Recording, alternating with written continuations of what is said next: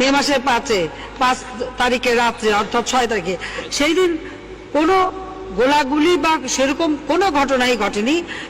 আপনি দেখেছেন যে গায়ে লাল রং লাগিয়ে পড়ে আছে, যখন পুলিশ যে ডাক দিচ্ছে উঠে দৌড় মারছে, দেখা গেল লাশ দৌড় মারলো।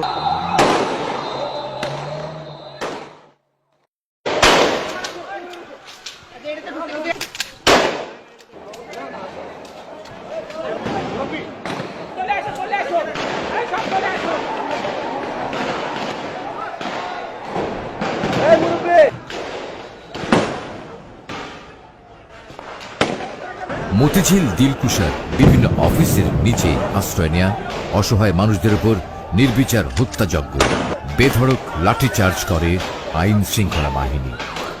তাদের নৃশংস তাণ্ডব থেকে জীবন বাঁচাতে ফুটপাত, অলিগলি, ছোট ছোট ভবনের ছাদ, কোথাও আশ্রয় নিয়ে টিকতে পারল না দেশের প্রত্যন্ত গ্রাম থেকে আসা ইসলাম প্রিয় সব মানুষ।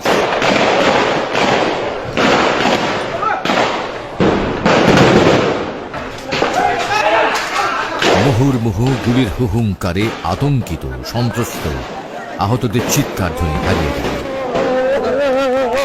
সরকারের কূটকৌশলে রাতের মতিঝিল পরিণত হয় এক ভয়াবহ রক্তাক্ত মৃত্যু পরিচয়।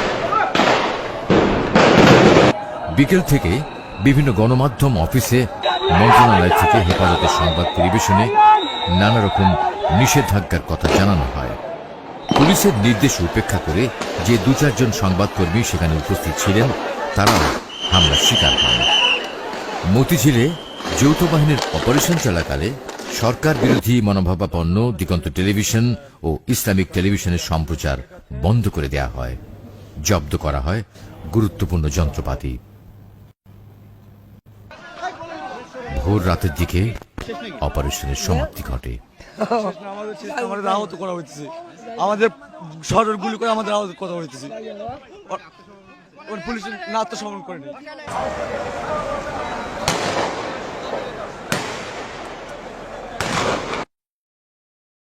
একটি জাতীয় দৈনিকের অনুসন্ধানী প্রতিবেদনে বলা হয়েছে 6 মের এই অভিযানে 1.5 লক্ষাধিক রাউন্ড গোলাবারুদ ব্যবহার করা হয়।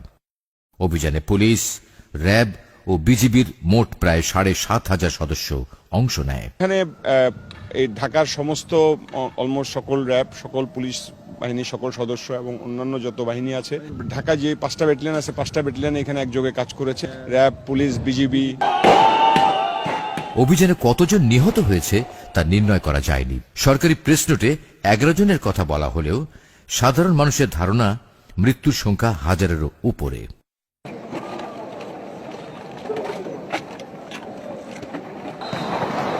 মার্কিন টিভি চ্যানেল CNN তার ওয়েবসাইটে বলেছে, প্রকৃত নিহতের সংখ্যা কখনোই জানা যাবে না।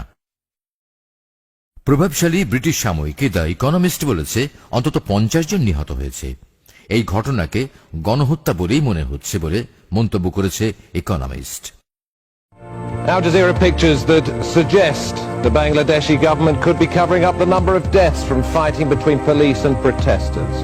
আল জাজিরা টেলিভিশন এক প্রতিবেদনে বলেছে প্রকৃত নিহতের সংখ্যা সরকার গোপন করছে।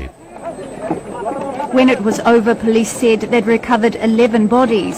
The first protests erupted in February of 2013 after a verdict by the War Crimes Tribunal which found যুক্তরাষ্ট্র ভিত্তিক মানবাধিকার সংগঠন হিউম্যান রাইট ওয়াচ বলেছে 2013 সালের ফেব্রুয়ারি থেকে আইন শৃঙ্খলা বাহিনীর মাত্রাতিরিক্ত শক্তি প্রয়োগে অন্তত 150 মানুষ নিহত হয়েছে। And if the police continue to adopt these tactics, we're going to see large-scale loss of life, large numbers of injuries, and a society that's even more and more polarized. গণমাধ্যমের তথ্য মতে এই অপারেশনে অন্তত 10,000 লোক আহত হয় এবং বহু লোক এখনো নিখোঁজ রয়েছে। মে মাসের 5 তারিখে রাত্রে অর্থাৎ 6 তারিখে সেই দিন কোনো গোলাগুলি বা সেরকম কোনো ঘটনাই ঘটেনি। আপনি দেখেছেন যে গায়ে লাল রং লাগিয়ে পড়ে আছে, যখন পুলিশ যে ডাক দিচ্ছে উঠে দৌড় মারছে, দেখা গেল লাশ দৌড় মারলো।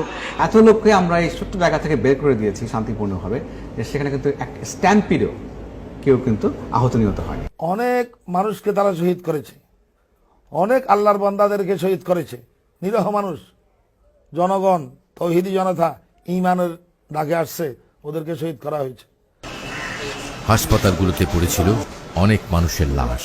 প্রধানমন্ত্রী এবং মহানগর পুলিশ